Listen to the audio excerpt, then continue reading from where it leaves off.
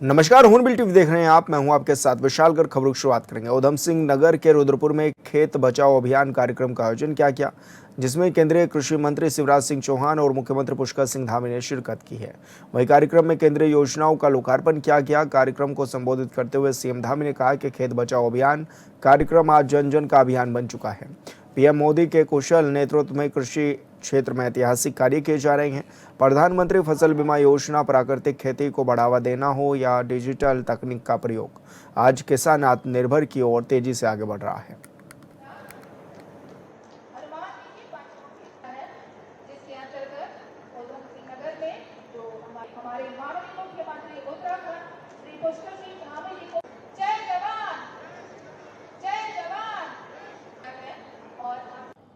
मैं गर्व के साथ कहता हूं पुष्कर जी, आपके नेतृत्व में जैसा उत्तराखंड में कृषि का विकास हो रहा है, कृषि मंत्री जी भी बैठे, वो अद्भुत और अभूतपूर्व है। हम चावल और गेहूं में तो रिकॉर्ड बना ही रहे हैं, लेकिन आज मैं इस मंच पर गर्व से खड़े होकर यह घोषणा कर रहा हूं कि फलों का भी, हार्टिकल्चर का हब भी अब उत्तराखंड बनने जा रहा है। अब भारत सरकार आपके साथ खड़ी है। आपने जिक्र किया था कि बागवानी की तरफ हमारे किसान जा रहे हैं, लेकिन बागवानी के लिए अच्छे पौधे चाहिए, फलों के पौधे अच्छे चाहिए, क्लीन प्लांट जिसमें रोग ना हो, क्योंकि रोग वाले पौधे आ गए तो फिर बाद में किसान बर्बाद हो जाता है। तो अच्छे पौधों का इंतजाम कैसे करें? आज मैं गर्व से आपको बता रहा हूं, उत्तराखंड में सेब, अखरोट, बादाम सहित बाकी क्लीन प्लांट के लिए मुक्तेश्वर में क्लीन प्लांट सेंटर 100 करोड़ रुपए की लागत से खोला जाएगा। और इस क्लीन प्लांट सेंटर में क्लीन प्लांट, अच्छे पौधे तैयार करने वाली नर्सरियां, जिनमें प्राइवेट भी होगी, जो बड़ी नर्सरी होगी उसको हम 4 करोड़ रुपया सब्सिडी देंगे, छोटी नर्सरी लगाएंगे उनको 2 करोड़, प्राइवेट सेक्टर को भी आगे लाएंगे, ताकि उत्तराखंड की पवित्र धरती पर किसान भाइयों आपको फलों के अच्छे पौधे मिल सकें। बोलो, ये जरूरी है कि नहीं? जोर से बोल के बताओ, जरूरी है कि नहीं? तो अच्छे पौधे मिले उसका इंतजाम, और उसके साथ साथ सेंटर ऑफ एक्सीलेंस बनेगा यहां चौबटिया अल्मोड़ा में। भारत और नीदरलैंड के सहयोग से, नीदरलैंड में, भारत तो हमारा देश है, नीदरलैंड ये हार्टिकल्चर और सब्जियों और फूलों की खेती में दुनिया में अपना स्थान रखता है। तो 15 करोड़ रुपए की लागत से वो सेंटर ऑफ एक्सीलेंस भी बनाया जाएगा। मेरे प्रिय किसान भाइयों, कीवी एक नया फूड है उत्तराखंड में, जिसकी खेती बहुत तेजी से आगे बढ़ रही है। कीवी को जानवर भी नुकसान नहीं पहुंचाते, बंदरों से भी बच जाता है कीवी, और इसलिए कीवी को आगे बढ़ाना है। मुख्यमंत्री जी लगे, कृषि मंत्री जी भी कोशिश कर रहे हैं, लेकिन कीवी को आगे बढ़ाने की जो कल्पना पुष्कर धामी जी ने की है, उसको साकार करने के लिए न्यूजीलैंड के साथ मिलकर कीवी एक्शन प्लान बना रहे हैं, जिसमें 15 करोड़ रुपया खर्च होकर हम कीवी को आगे बढ़ाने का काम करेंगे, ताकि हमारे किसान कीवी की फसल को भी उत्पादित करने का काम करें। भाइयों बहनों, हमें आत्ममंथन करने की आवश्यकता है कि आखिर क्यों आज हमारी मिट्टी की, हमारी धरती माँ की हालत दिनों दिन खराब होती जा रही है। अधिक पैदावार की दौड़ में हमने धरती माँ पर इतने अधिक रासायन, उर्वरक, इतनी कीटनाशक दवाइयाँ डाल दी हैं कि आज हमारी धरती माँ बीमार हो गई है, अस्वस्थ हो गई है। हमारी जमीन की उपजाऊ शक्ति, उसके पोषक तत्व लगातार कम हो रहे हैं। जरा सोचिए, अगर मिट्टी ही बीमार हो जाएगी तो उसमें उगने वाला अन्न कैसे स्वस्थ होगा? जब अन्न स्वस्थ नहीं होगा तो हमारे बच्चे कैसे स्वस्थ होंगे? आने वाली पीढ़ियों को हम कैसा भविष्य देंगे? इसलिए खेत बचाओ अभियान हमारी धरती माँ की पुकार है। यह अभियान हमारी आने वाली पीढ़ियों के भविष्य को सुरक्षित करने का भी एक संकल्प है। मेरे किसान भाई बहनों, अब समय आ गया है, हम जागें। हमें रसायन उर्वरकों के संतुलित उपयोग की तरफ बढ़ना होगा। जितनी जरूरत है उतनी ही खाद डालनी होगी, उतने ही कीटनाशक उपयोग में लाने होंगे, मिट्टी की जांच करवानी होगी ताकि पता चल सके कि हमारी जमीन को किस चीज की भूख है और उस हिसाब से उसे पोषक तत्व भी देने होंगे। इसके साथ ही हमें अपनी पुरानी पारंपरिक जैविक और प्राकृतिक खेती को वापस अपनाना होगा। गाय के गोबर और गौमूत्र से बनी हमारी पारंपरिक खाद ही धरती मां के लिए असली अमृत है। जब हम प्राकृतिक खेती को अपनाएंगे तो पता है सबसे बड़ा फायदा क्या होगा, आपकी खेती की लागत आधी से भी कम हो जाएगी और बाजार से महंगी खाद दवाइयां खरीदने में आपका बहुत सा पैसा खर्च हो जाता है। ऐसे में अगर लागत हम कम कर लेंगे तो हमारा आर्थिक लाभ स्वतः ही बढ़ जाएगा। भाइयों बहनों, आज आदरणीय प्रधानमंत्री जी और कृषि मंत्री जी के नेतृत्व में केंद्र सरकार कृषि को देश का विकास का प्रमुख इंजन मानकर कार्य कर रही है। जय जवान जय किसान, जय विज्ञान और जय अनुसंधान के मंत्र पर चलते हुए आज भारत की कृषि नीतियां वैश्विक स्तर पर एक मिसाल बन रही है, क्योंकि आज हमारे अन्नदाताओं के कल्याण और उनकी आय को दोगुना करने के लिए कई ऐतिहासिक कदम आज सरकार उठा रही है। आज देश में 11 करोड़ और हमारे उत्तराखंड के लगभग 9 लाख अन्नदाताओं को किसान सम्मान निधि से हर वर्ष उनको सीधी आर्थिक मदद मिल रही है। प्रधानमंत्री फसल बीमा योजना के जरिए फसलों को प्राकृतिक आपदाओं से सुरक्षा कवच प्रदान किया जा रहा है। वहीं फसलों के न्यूनतम समर्थन मूल्य में अभूतपूर्व वृद्धि करने के साथ साथ मृदा स्वास्थ्य कार्ड योजना के जरिए खेतों की वैज्ञानिक जांच की जा रही है, जिससे हमारे किसान भाई बहन सही मात्रा में खाद का उपयोग कर सकें। इतना ही नहीं, किसानों के हित में बड़ा फैसला लेते हुए किसान क्रेडिट कार्ड की लिमिट को 3 लाख रुपए से बढ़ाकर 5 लाख कर दिया गया है। केंद्रीय कृषि मंत्री शिवराज सिंह चौहान ने पंतनगर पहुंचने पर मुख्यमंत्री पुष्कर सिंह धामी और अन्य जनप्रतिनिधियों ने भव्य स्वागत किया है। उसके बाद केंद्रीय मंत्री चौहान ने पंतनगर विश्वविद्यालय म्यूजियम का निरीक्षण भी किया। साथ ही पंतनगर कृषि विश्वविद्यालय में विद्यार्थियों के साथ संवाद कर उनके साथ धान की रोपाई भी की है।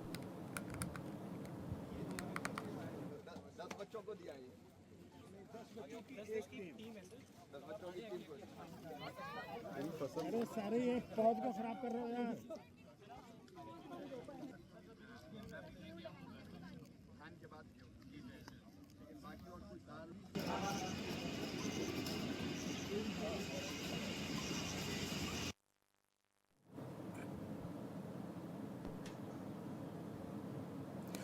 देहरादून में मुख्यमंत्री पुष्कर सिंह धामी के हालिया बयानों को लेकर कांग्रेस ने तीखी प्रतिक्रिया दी है। कांग्रेस प्रवक्ता सुजाता पॉल ने मुख्यमंत्री पर निशाना साधते हुए कहा है कि प्रदेश के मुख्यमंत्री को सभी वर्गों समुदायों के साथ लेकर चलना चाहिए, लेकिन उनके बयानों से समाज में विभाजन का संदेश जाता है। उन्होंने कहा कि भारतीय संविधान से चलता है और किसी भी समुदाय के प्रति भेदभाव या नफरत का भाव लोकतांत्रिक मूल्यों के खिलाफ है। सुजाता पॉल ने आरोप लगाया कि बीजेपी समाज में वैमनस्य फैलाकर राजनीतिक लाभ लेना चाहती है।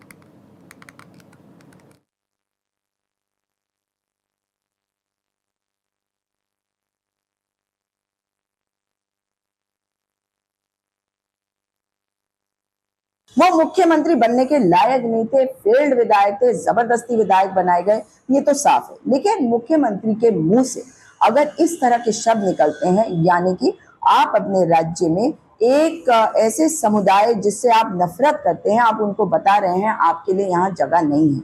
ये देश सबका है और ये देश संविधान से चलता है। और मुख्यमंत्री जब इस तरह की बातें करते हैं, जिहादी, मुल्लावादी, तो ये बता रहा है कि इनकी सोच कितनी घटिया हो सकती है।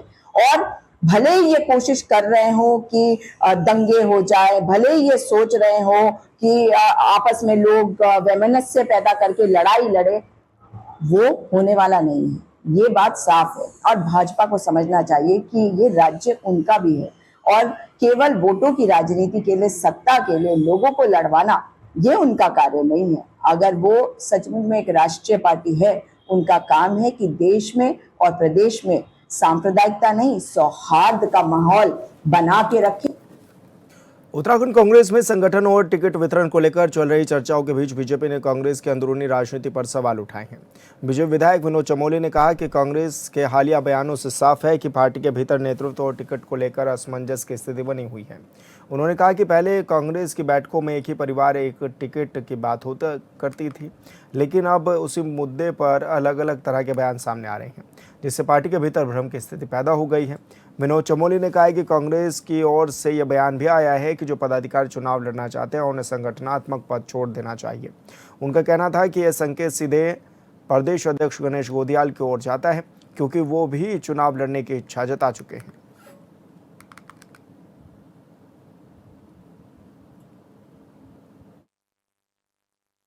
देखिए, इसको पूरा अगर आप एनालिसिस करेंगे तो आपको ध्यान में होगा पहले एक बैठक हुई थी इनमें, जिसमें ये हुआ था, शैलजा जी की बैठक थी कि कांग्रेस में एक परिवार को एक ही टिकट मिलेगा। ये आपने सुना होगा और ये वो यहाँ बोल के गई थी। उसका परिणाम है कि यशपाल आर्य जी का बेटा संभवतः, क्योंकि उसको चुनाव लड़ना ही लड़ना है, इसलिए वो कह रहा होगा मैं कांग्रेस की टिकट पर चुनाव नहीं लड़ूंगा। लेकिन दूसरा कंट्रोवर्सी स्टेटमेंट ये आ रहा है कि यशपाल आर्य 2 जगह चुनाव लड़ेंगे। जहां परिवार में एक ही टिकट दिया जाना, वहां एक व्यक्ति 2 जगह से कैसे लड़ पाएगा? ये थोड़ा सा पेचीदा मामला है कांग्रेस के लिए, जो समस्या खड़ी हो रही है, ये मैं उसी परिप्रेक्ष्य में देखता हूँ। दूसरी तरफ जो ये कहा गया कि भाई अध्यक्ष जिसको चुनाव लड़ना है वो अध्यक्ष पद छोड़े, तो मैं समझता हूँ सीधा सीधा इशारा गणेश गोदियाल की तरफ है। क्योंकि गणेश गोदियाल जी का आपने अगर पिछले दिनों बयान सुना होगा तो उन्होंने कहा मुझे कल हटाते तो आज हटा दो, मैं इस्तीफा देने को तैयार हूँ। इसका मतलब वहां कुछ चल रहा है, गणेश गोदियाल जी को लेकर कुछ बड़ा चल रहा है और उन पर दबाव बन रहा है। और मैं उसी संदर्भ में उसको देखता हूँ, क्योंकि सामान्य तौर पर जिलाध्यक्ष वगैरह इतने बड़े पद नहीं है कि इनको लेकर प्रभारी को सीधे स्टेटमेंट देना पड़े। वो तो कांग्रेस की इंटरनल स्ट्रेटजी हो सकती है, वो कभी भी बैठ के आपस में तय कर सकते हैं। लेकिन अगर कुमारी शैलजा बोलती है या पूरा संगठन बोल रहा है जिसको चुनाव लड़ना है वो अध्यक्ष पद से इस्तीफा दे दे, मैं समझता हूँ कोई बड़ा ही मामला होना चाहिए। और उसमें गणेश गोदियाल गोविंद वल्लभ पंत कृषि और प्रौद्योगिकी विश्वविद्यालय पंतनगर में पूर्व छात्र सम्मेलन का आयोजन किया, जिसमें केंद्रीय मंत्री शिवराज सिंह चौहान ने मुख्य अतिथि के रूप में प्रतिभाग किया। इस दौरान सीएम पुष्कर सिंह धामी भी मौजूद रहे। कार्यक्रम को संबोधित करते हुए केंद्रीय मंत्री ने कहा है कि उत्तराखंड देवभूमि भी है और दिव्य भूमि भी। यहाँ की पावन भूमि के कण कण में तीर्थ है और शिला शिला में शिव है, हर धारा में गंगा है और हर पर्वत में युगों युगों की तपस्या है।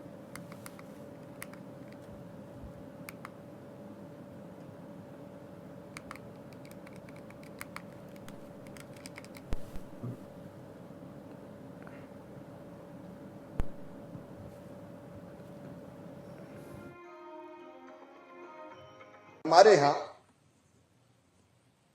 गुरु दक्षिणा की प्राचीन परंपरा है।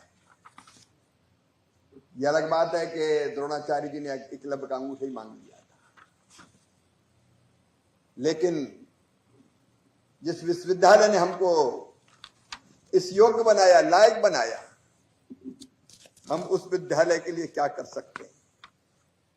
इसलिए आप जब यहां आए हैं तो सचमुच में एक आशा का केंद्र बन के आए, क्योंकि आप विश्वविद्यालय को नहीं देंगे अकेले, आप जो कुछ देंगे वो पूरे देश को देंगे, पूरे देश के लिए उपयोगी होगा। आप यहां 100 प्रपोजल जो मेरी जानकारी, आप अलग अलग प्रपोजल लेके आए, अलग अलग प्रस्ताव लेके आए। आज मैं आपको कहता हूं कि वो प्रस्ताव मैं वाइस चांसलर महोदय से कहना चाहता हूं कि केवल अपने पास मत रखना, वो मुझे भी देना। हम उन पर सोचेंगे, विचार करें। मुझे तो कई चीजें आपसे चाहिए। आज भारतीय कृषि के सामने आने को चुनौतियां हैं। एक बड़ी चुनौती जलवायु परिवर्तन। पुष्कर जी भी बता रहे थे, वो कई संकटों से जूझते हैं। हर कभी बादल फट जाते, आपदा आ जाती है। मैं उसके विस्तार में नहीं जा रहा, लेकिन भारतीय कृषि आज जलवायु परिवर्तन की चुनौतियों का सामना कर रही है। बढ़ता हुआ तापमान, धरती के नीचे जाता हुआ जल स्तर, बदलता हुआ मौसम, मिट्टी का खराब होता हुआ स्वास्थ्य, केमिकल फर्टिलाइजर, पेस्टिसाइड के उपयोग के कारण उर्वरा धरती बेजान होती जा रही है। कई सवालों के जवाब खोजना है। यह बात सही कि आज हमने उत्पादन के रिकॉर्ड तोड़े, लेकिन मेरे सामने चुनौती मैं आपसे शेयर करना चाहता हूं। प्रधानमंत्री जी की चिंता है, गेहूं धान में तो भर गया भंडार, दलहन तिलहन का क्या होगा? कृषि का विविधीकरण खत्म हो गया है। उत्तराखंड की देवभूमि को प्रणाम करता हूं। पुष्कर जी, आपको, आपकी पूरी टीम को धन्यवाद देता हूं कि आपने यहाँ की जो परंपरागत फसलें उनको पुनर्जीवित किया है। मड़ुआ की चर्चा आज फिर हो रही है दुनिया में, और जब से जोशी जी ने मुझे मड़ुआ दिया है तो मैं चावल की जगह आजकल मड़ुआ ही खाता हूं। तो हमको अपनी परंपरागत फसलों को भी जीवित रखना है, लेकिन उत्तराखंड हार्टिकल्चर का हब बन सकता है। साथियों, आप सभी पुरातन छात्र इस विश्वविद्यालय की सबसे बड़ी शक्ति है और सबसे अमूल्य धरोहर है, क्योंकि किसी भी संस्थान की वास्तविक पहचान केवल उसकी इमारतों से नहीं होती है, बल्कि उनसे निकले हुए उन विद्यार्थियों से होती है जो अपने ज्ञान से, कर्म से, उपलब्धियों से समाज को एक दिशा देने का काम करते हैं। जब उनका नाम आगे बढ़ता है, उनका मान सम्मान होता है, तो विश्वविद्यालय स्वतः ही उससे जुड़ जाता है। यह हरित क्रांति का स्वतः ही नाम पूरी दुनिया के अंदर चला जाता है। आप सभी ने अपने अपने क्षेत्रों में बहुत उत्कृष्ट कार्य करके विश्वविद्यालय का ही नहीं बल्कि देश का गौरव बढ़ाया है। मैं तो कहूंगा कि आप सभी इस संस्थान की गौरवशाली परंपरा के ब्रांड एम्बेसडर हैं। इसमें कहने में मुझे कोई अतिशयोक्ति नहीं लगती है। साथियों, मेरा मानना है जीवन में सफलता प्राप्त करना ही महत्वपूर्ण नहीं है, लेकिन उससे भी अधिक महत्वपूर्ण है उस सफलता को समाज और आने वाली पीढ़ियों को, उनको भी उससे जोड़ा जाए, उनके साथ उन अनुभवों को साझा किया जाए। जो सीख हमें मिली है वो सीख हमारी पीढ़ी दर पीढ़ी आगे बढ़े, हमारी विरासत आगे बढ़े। यही एक सच्चे, शिक्षित और जागरूक नागरिक की पहचान होती है। साथियों, आज का युवा नई ऊर्जा, नई सोच और नए सपनों के साथ आगे बढ़ रहा है, पर उसे आप सभी के अनुभव की, मार्गदर्शन की और प्रेरणा की आवश्यकता भी है। ये जिम्मेदारी आप सभी जिन्होंने अनेक अनुभव अपने जीवन में प्राप्त किए हैं, इस विश्वविद्यालय से जो शिक्षण आपने, प्रशिक्षण जो आपको यहाँ से मिला है, शिक्षण के साथ साथ में प्रशिक्षण इसलिए कह रहा हूँ कि ये विश्वविद्यालय एक ऐसा विश्वविद्यालय है जो केवल क्लासरूम में ही शिक्षा नहीं देता है, बल्कि प्रैक्टिकल करके व्यवहारिक रूप से उसको धरातल पर भी सिखाने का काम करता है। इसलिए आप सभी के जो अनुभव है, संघर्ष है और सफलताओं की जो कहानियां हैं, उनके माध्यम से हमारी युवा पीढ़ी का मार्गदर्शन आपसे हो, ऐसा सबकी अपेक्षा भी, मेरी भी है। आपको एक सलाह, आपकी एक सलाह, एक मार्गदर्शन किसी भी ऐसे होनहार युवा की पूरे जीवन की दिशा को बदल सकता है, उसके जीवन को पंख लगा सकता है, नई उड़ान भर सकता है। क्योंकि आज का युवा केवल अब नौकरी खोजने वाला युवा नहीं है, बल्कि नवाचार और उद्यमिता के माध्यम से परिवर्तन का नेतृत्व करने वाला युवा है। आपके अनुभव और मार्गदर्शन से उसके सपनों को नई दिशा और नई ऊंचाइयां मिल सकती है। मैं चाहता हूं कि इस विश्वविद्यालय के पुरातन छात्र केवल स्मृतियों तक ही सीमित न रहें, बल्कि अपने संस्थान के विकास में सक्रिय रूप से अपनी भागीदारी निभाएं। आप विद्यार्थियों के लिए मेंटरशिप कार्यक्रम चलाएं, शोध कार्यों में सहयोग करें, नवाचार और स्टार्टअप को प्रोत्साहित करें, उद्योग और शिक्षा जगत के बीच एक मजबूत सेतु की भूमिका निभाएं। शायद आप सभी लोग ये कार्य कर भी रहे होंगे। मुझे लगता है बहुत सारे लोग मैं देख रहा हूँ, जिनको देख पा रहा हूँ, काफी सारे लोग इस काम में पहले से भी लगे हैं। और मैं केवल इसलिए कि मैं आप सबको केवल स्मरण मात्र करवा रहा हूँ। अगर कर रहे हैं तो और जोर से इसको जो है आगे बढ़ाएंगे। क्यों कर रहे हैं ना? कर रहे हैं सब। साथियों, आज पूरी दुनिया चौथी औद्योगिक क्रांति के दौर से गुजर रही है। एआई, ड्रोन तकनीक, डेटा एनालिसिस, जैव प्रौद्योगिकी और डिजिटल कृषि जैसे आधुनिक तकनीकी विकास की दिशा और गति दोनों को ही बदल रही है। ऐसे समय में विश्वविद्यालय और पुरातन छात्रों की जो भूमिका है वो और अधिक महत्वपूर्ण हो जाती है।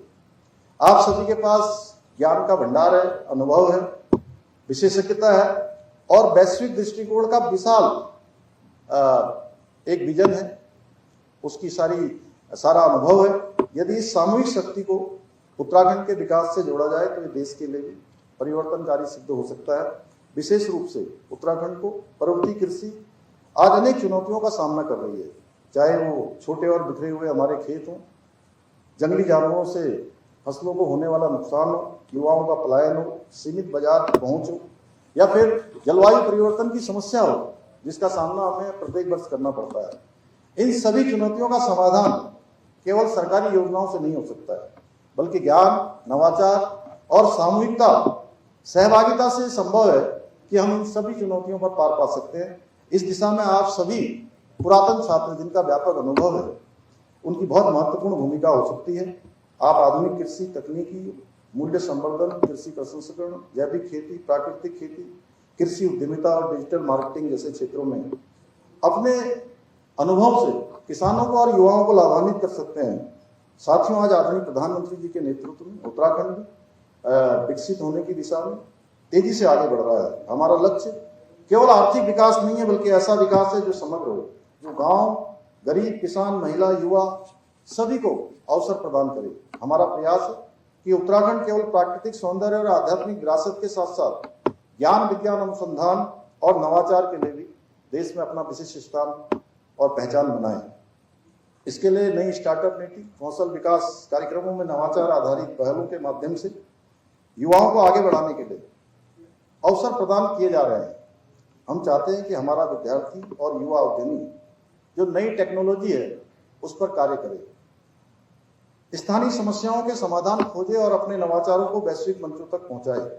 और विशेष रूप से जिसमें हमारे पास बहुत बड़ी संभावनाएं हैं, बहुत हमारे यहाँ पोटेंशियल है, कृषि के क्षेत्र में, बागवानी के क्षेत्र में, खाद्य प्रसंस्करण, जैविक खेती, ड्रोन तकनीकी और कृषि स्टार्टअप आधारित स्टार्टअप के क्षेत्र में हम अपने विकल्प रहित संकल्प के मंत्र को विकसित उत्तराखंड के निर्माण में इसको अपना ध्येय मानते हुए निरंतर कार्य कर रहे हैं। मुझे विश्वास है कि जीबी पंत विश्वविद्यालय और आप सभी साथियों का सहयोग इस संबंध में हमें अवश्य मिलेगा। मैं आज आप सभी पुरातन छात्रों से यह भी आग्रह करता हूं कि आप उत्तराखंड को केवल अपनी जन्मभूमि या कर्मभूमि के रूप में न देखें, बल्कि एकात्मपूर्ण जिम्मेदारी के रूप में भी देखें। हरिद्वार नगर निगम भूमि घोटाले की जांच में विजिलेंस ने बड़ी कार्रवाई करते हुए कई राज्यों में एक साथ छापेमारी शुरू कर दी है। आईएएस अधिकारी समेत आरोपित अधिकारियों और कर्मचारियों के ठिकाने पर दिल्ली, देहरादून, लखनऊ और प्रयागराज समेत हरिद्वार सहित 9 स्थानों पर एक साथ दबिश भी दी गई है। विजिलेंस की टीम ने जांच के दौरान अहम दस्तावेज, डिजिटल रिकॉर्ड और वित्तीय लेन देन से जुड़े साक्ष्यों को खंगाला है। जांच एजेंसी का कहना है कि जुटाए गए सभी दस्तावेजों और साक्ष्यों का परीक्षण कर आगे की कानूनी कार्रवाई भी की जाएगी।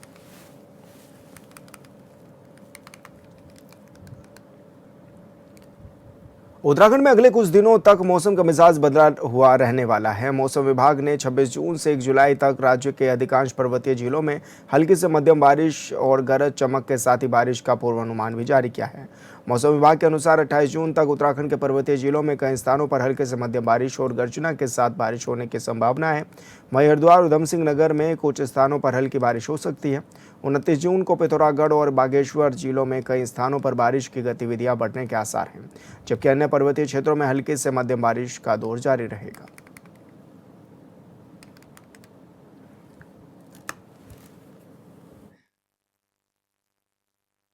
देखिए, आज 25 जून हो गई है, तो अगले 2-3 दिन में उत्तराखंड के पर्वतीय क्षेत्रों में कुछ स्थानों पर हल्की से मध्यम वर्षा मिलने की संभावना है और मैदानी क्षेत्रों में भी इक्का दुक्का स्थानों पर हल्की वर्षा मिल सकती है। उसके बाद 28 तारीख से और उसके बाद उत्तराखंड में जो है वर्षण में वृद्धि की संभावना है। तो 28 तारीख को उत्तराखंड के कुमाऊं क्षेत्र में अनेक स्थानों पर और गढ़वाल क्षेत्रों में कुछ स्थानों पर हल्की से मध्यम वर्षा मिल सकती है। और 30 और 1 तारीख को और 29 तारीख को उत्तराखंड में कह सकते हैं कि अनेक स्थानों पे हल्की से मध्यम वर्षा मिलने की संभावना है। अभी चेतावनी देखेंगे तो जो अगले 1-2 दिन हैं उसमें जो है उत्तराखंड के पर्वतीय क्षेत्रों में विशेषकर गर्जन के साथ आकाशीय बिजली चमकने और तेज हवाएं चल सकती हैं, जहां कहीं-कहीं जिनकी गति 40 किलोमीटर प्रति घंटा तक हो सकती है। और जो है पर्वतीय क्षेत्रों में इक्का दुक्का स्थानों पर तीव्र से अति तीव्र वर्षा के जो है दौर भी मिल सकते हैं। उसके बाद जो है 29 तारीख में थोड़ी हैवी रेनफॉल की एक्टिविटी मिल सकती है 29-30 में, तो जो विशेषकर जो हमारे पिथौरागढ़ बागेश्वर जनपद है वहाँ पर कहीं कहीं भारी वर्षा भी 29 तारीख को मिलने की संभावना है। और थंडरस्टॉर्म एक्टिविटी देखेंगे तो पर्वतीय क्षेत्रों में कहीं कहीं ये मिलती रहेगी। और फिलहाल इस बुलेटिन में मेरे साथ इतना ही। आप देखते रहिए हॉर्नबिल टीवी। नमस्कार।